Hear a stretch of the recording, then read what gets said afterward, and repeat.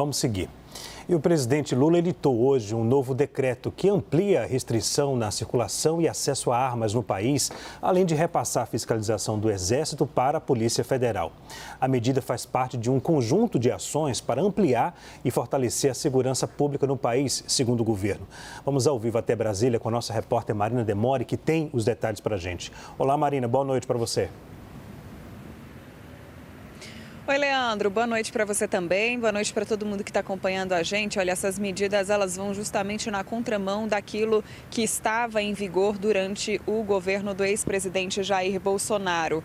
O novo texto diminui de 4 para 2 o número de armas permitidas para uso de defesa pessoal. O número de munições também diminuiu de 220 por arma para 50. Além disso, nesses casos, será necessário comprovar a efetiva necessidade para se ter o direito do acesso à arma. Já para caçadores, que antes podiam portar até 30 armas, o limite será de 6 por pessoa.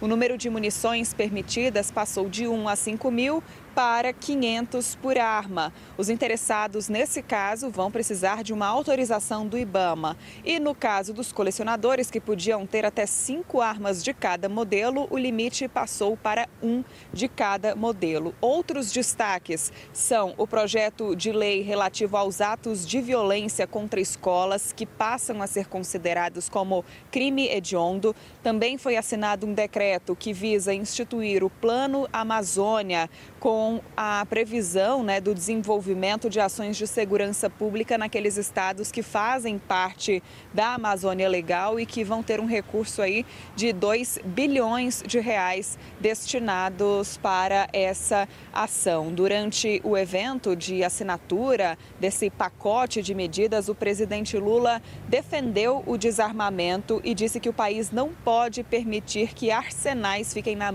nas mãos de pessoas e que quem tem que estar armado é a polícia. Vamos acompanhar. Olha, uma coisa é um cidadão ter uma arma em casa de proteção, de garantia, porque tem gente que acha que ter uma arma em casa é uma segurança. Que a tenha. Mas a gente não pode permitir que haja arsenais de armas na mão de pessoas. A gente não pode permitir. Eu disse ao companheiro Flávio Dino que eu era contra, eu sou contra. Eu já participei de uma campanha do desarmamento nesse país, recolhemos milhares e milhares de armas e a gente não tem nenhuma informação de que essas armas que estão sendo vendidas são para pessoas decentes, honestas, sabe, que querem só se proteger. Porque a gente não sabe se é o crime organizado que está tendo acesso a ela, facilitada pelo comportamento dos governos. É por isso que a gente vai continuar lutando por um país desarmado. Quem tem que estar bem armado é a polícia brasileira. O presidente Lula disse também que policiais não podem ter partido, nem devem favores a políticos. Vamos ver.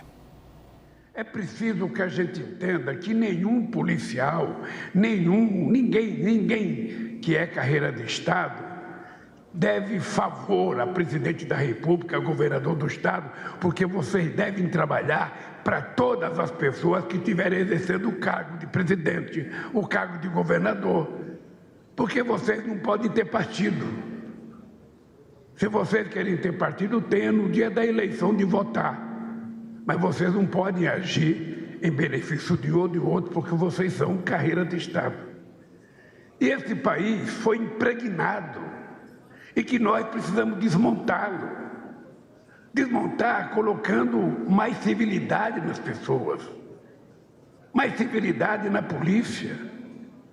Na sociedade civil precisa aprender a conviver com a polícia como um instrumento em defesa dela própria.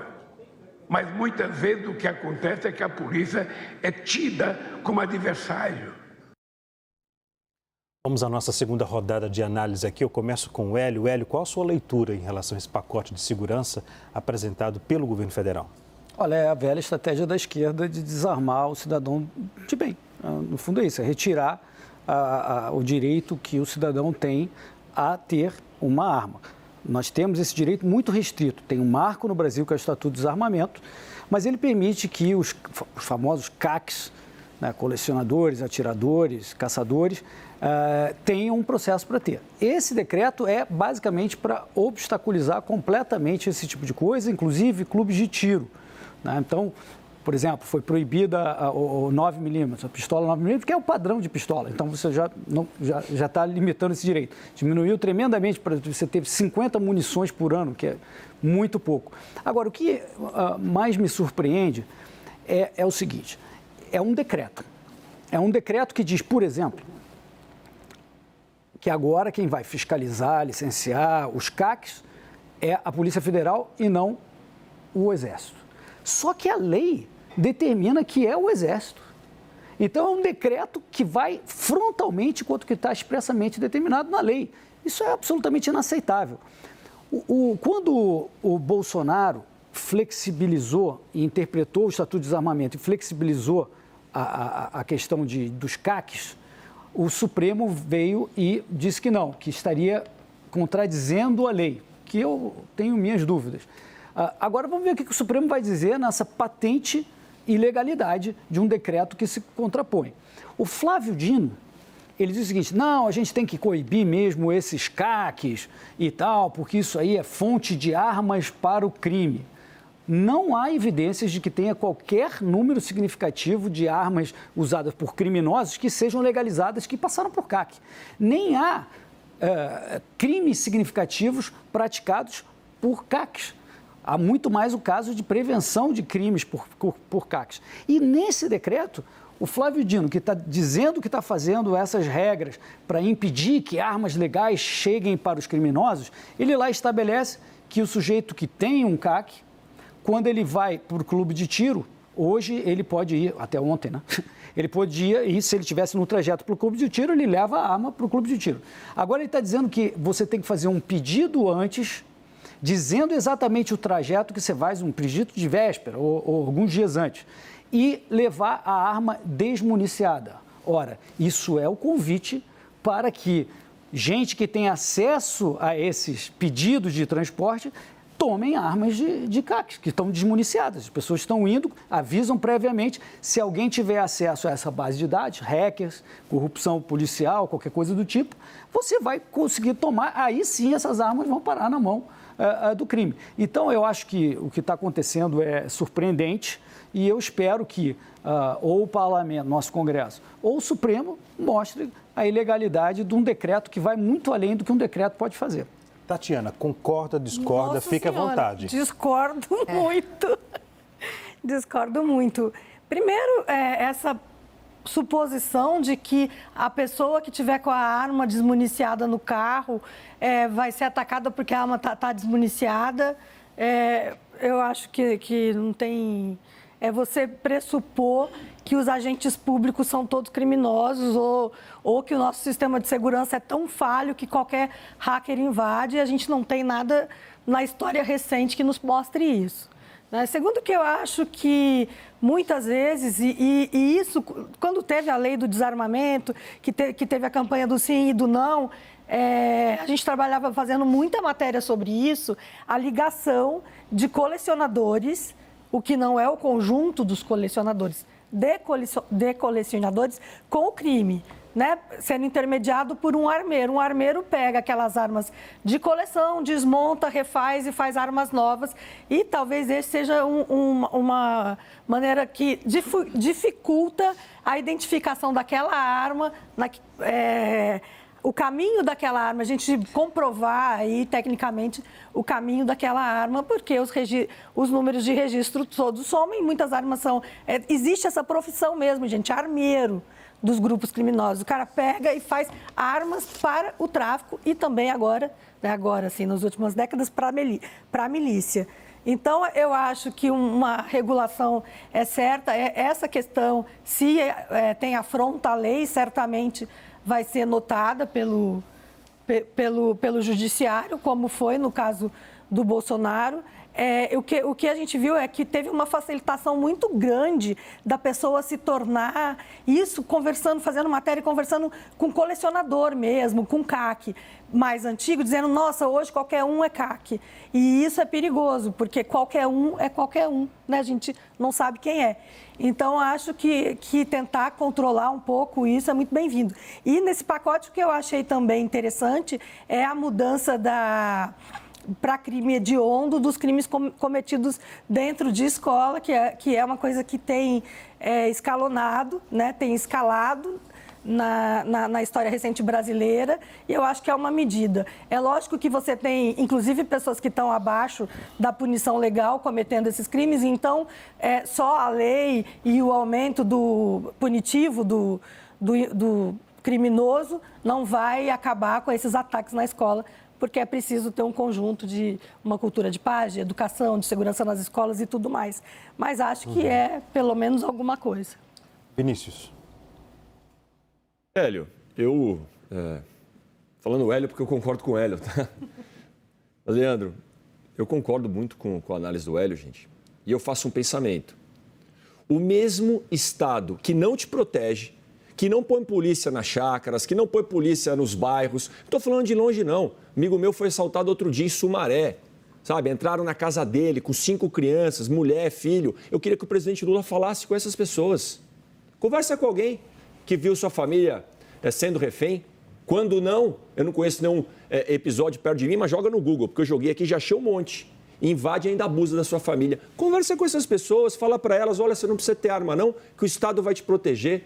Tenha santa paciência. O mesmo Estado que não te protege ainda quer te tirar a arma, te tirar o direito de se proteger. Não dá para entender isso, gente. Não dá para entender. Além disso, o mesmo Estado, os mesmos hipócritas, porque é isso que eles são, que diz para você, não, as armas matam, não tem armas, andam cheio de segurança armado. Armado com fuzil. Armado com fuzil. Analisem os políticos que falam isso, vê se eles andam sem arma. Vê se tem quantos seguranças não andam em volta do Lula, do Dino, de todo mundo. Você não pode se proteger. Não, a segurança pública é que deve, o polícia. E quando tem polícia em algumas regiões ainda, está com uma pistola 380 lá contra fuzil, contra um monte de... Pelo amor de Deus, gente. Então, eu sou bastante preocupado com essas falas do presidente Lula. Sabe, eu sou a favor do cidadão se defender. Estou procurando um lugar para morar, viu, Tati? E aí eu estou aventando a possibilidade de morar numa casa aqui em São Paulo, casinha de vila, sabe, não sei o quê. Primeira pergunta que as pessoas me fazem. Pô, tinha segurança. Mora em casa, você está maluco. Já tem arma? Vai comprar arma? Sabe? Essa é a pergunta. Meu amigo, e o Hélio conhece, pô, fala aqui que foi assaltado outro dia, Sumarezinho ali, entraram na casa com todo mundo lá, meteram a arma na cabeça, refém, gente. Não dá. Então, mas quando eu não quero desconfiar, Tati, só para concluir, que a primeira tática de governos autoritários, ditatoriais inclusive, é tirar o poder do cidadão se rebelar, o poder do cidadão se defender.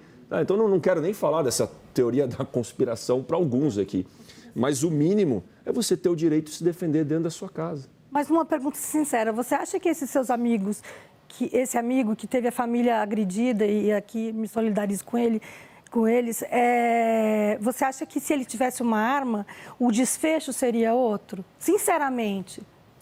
Olha, se pelo menos o bandido tivesse medo de entrar naquela casa, que ele fala, rapaz, a população está armada, talvez o bandido nem entrar teria entrado.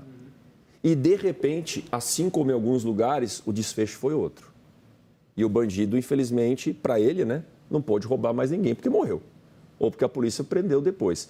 Então, eu concordo com você, Tati, na dúvida se o desfecho seria outro. Mas, pelo menos, o cidadão tem que ter a chance. Tem que ter o benefício da dúvida. Porque ter a certeza que ele vai sofrer um trauma que talvez não se recupera para o resto da sua vida, ou ter a certeza que a sua família, ou sua mulher, ou seus filhos podem sofrer algum abuso e ele não pode fazer nada, isso não pode acontecer. Principalmente diante de uma polícia que, infelizmente, em alguns locais mais longes, né, se no Sumarezinho, na Pompeia ali tem problema, imagina numa chácara, né? Joguem no Google, só para concluir. família feita refém em chácara, né? E aí pode ir para Parelheiros aqui, mas imagina num sítio. Lascou. Vai achar um monte de notícia e casos, infelizmente, muito tristes. Eu vou precisar fazer um intervalo rapidinho agora, uma